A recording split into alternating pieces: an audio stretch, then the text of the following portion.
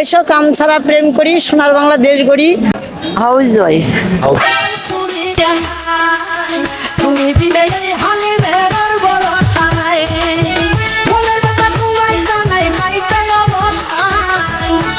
আমি সেই রকমই একটা পরিস্থিতি নিয়ে এসেছি, কখন যেন কালবৈশাখী ঝড় আসবে এবং এই মহাস্থান নদীকে উড়িয়ে নিয়ে যাবে, ধ্বংস করে দেবে যখন তখন। যে কোনো সমস্যা, যে কোনো রোগের জন্য পাথর আছে, কোনো যে কোনো রোগের সমাধান পাথরে আছে। পাথরের সমাধান আছে, কিন্তু নিয়ত ঠিক থাকতে হবে।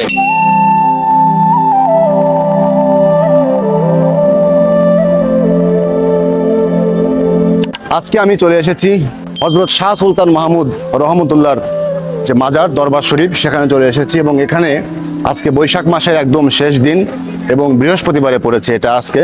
এবং এই দিনে মূলত এই জায়গাটা একটা ওরস আয়োজন করা হয়। প্রচুর প্রচুর লোক এখানে এসেছে, দূর দূরান্ত থেকে, দেশ বিদেশ থেকে বিভিন্ন মানুষজন এখানে আজকে ভিড় করেছে।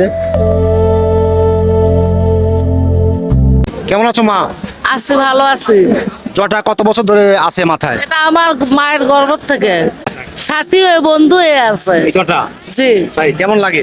খুব ভালো। উনি আমাকে পরপরের রাস্তা দেখে দিচ্ছেন। এই জ্বরটা জি,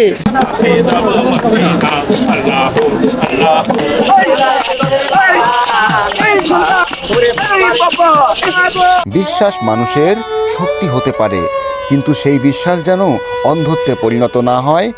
এখানে যে ছেলেটার জন্য নিয়ত ছিল, আমার নিয়ত করে গেছিলাম যে কোনো একটা সমস্যা আল্লাহ মাফ করলো।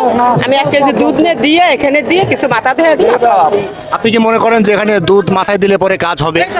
কাজ হয়েছে ইনশাআল্লাহ। দুধ পাথর, মানুষ বিশ্বাস করে এই বিশেষ পাথরের উপর দুধ ঢাললে নাকি মনের আশা পূর্ণ হয়।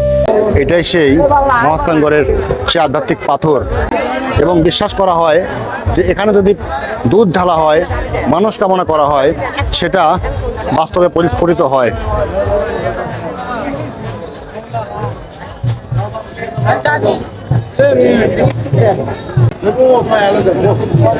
এই পাথরটা আসলে কিসের পাথর? এটা হলো আপনার দিয়ে কুষ্টি পাথর। পুষ্টি পাথর। দুধ ঢালছে কেন সবাই? দুধ ডালছে এটার মানুষটা করছে যে আবার বাচ্চা কাচ্চা না হইলে পরে এটা মানুষটা করে যে আল্লাহ তুমি আমার একটা বাচ্চা কাচ্চা দিও। এ মনের বিশ্বাসে যে আল্লাহ দিতেও পারে কি এই ছেলে সন্তান। এখানে দুধ ঢাললে পরে ছেলে সন্তান হবে, হইতে পারে, সবাই বিশ্বাস করে এটা। বিশ্বাস করে। কেউ বলে রোগ ভালো হয়, কেউ বলে সন্তান লাভ হয়, কেউ বা আবার ভাগ্যের তালা খুলে যায়, এমন বিশ্বাস করে। যা চাইছি আল্লাহর কাছে ইনশাআল্লাহ তাই পাইছি। আর কি চামো, ছেলে সন্তানের সংসার বাড়িতে সব কিছু পাইছি। 70 বছর আগের থেকে খাই বাবা। 70 বছর আগে থেকে খাচ্ছেন এই দুধ?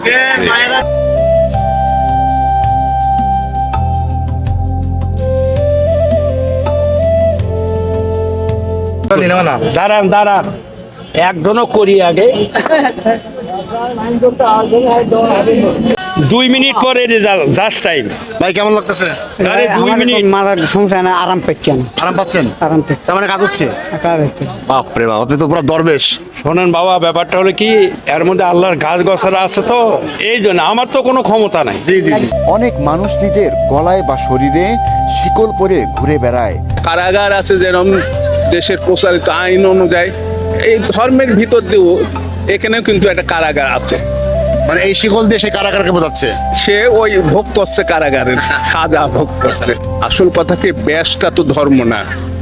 আমি এই যে মালা গলায়, তসবি গলায়, একটা ব্যাস।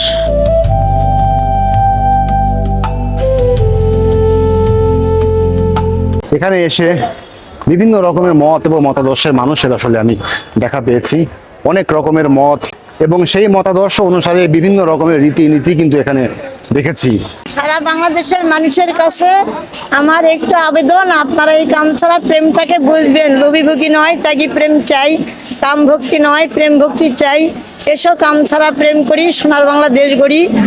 আমি খারাপ, সবাই ভালো, আমার উপরে সুন্দর, ভিতরে কালো। আমি উপরে সাধু, আমার ভিতরে শয়তান।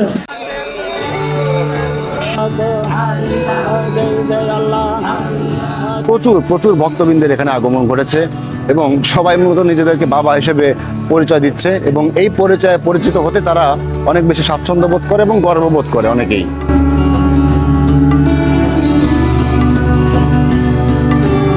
নিজের আদর্শ থেকে তাদের আদর্শটা ভিন্ন হলেও তার রীতিটাকে আমার অবশ্যই সম্মান করা উচিত। হয়তোবা আমি ওই রীতির অনুসারী নই, কিন্তু তার রীতিকে, তার রিচুয়ালসটাকে আমার অবশ্যই রেসপেক্ট করা উচিত। এটাই আসলে সহমর্মিতা। ভালো থাকেন সবাই, পরবর্তী ভিডিওতে দেখা হবে। Thank you.